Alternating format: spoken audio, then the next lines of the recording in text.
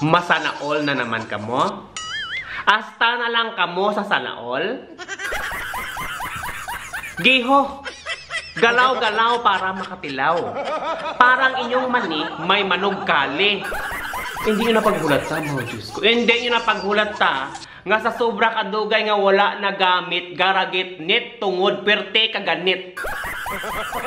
Gani pa dito, pipong sa pamati kay subong nga punto por punto, baw.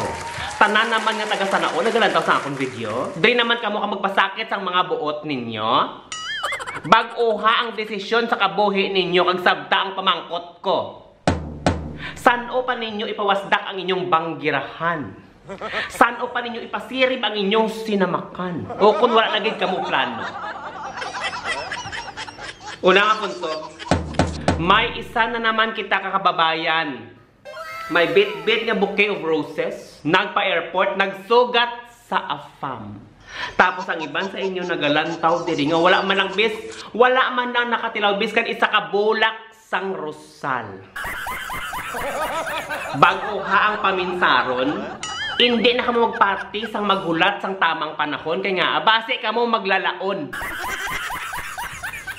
Kaduha nga punto, galaw-galaw. Double time kamo. Kay nga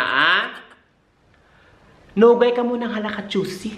Hala pa kamo kapamili. Gahulat kamo sang perfect nga lalaki. Inyo paminsaron, inyo tandaan, nga ang inyong matres ma-expiration date.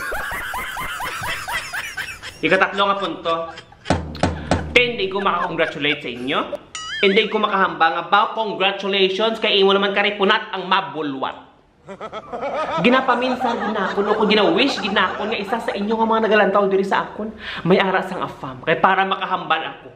Sa wakas, congratulations. Kay sang una, taga sana all ka lang, subo nga may AFAM, may makalot sang imong katul. Asta magkararagas ang imong bulbul. Ikapat na punto. Ti ano, nagkaladulaan na kamo sang pag-asa?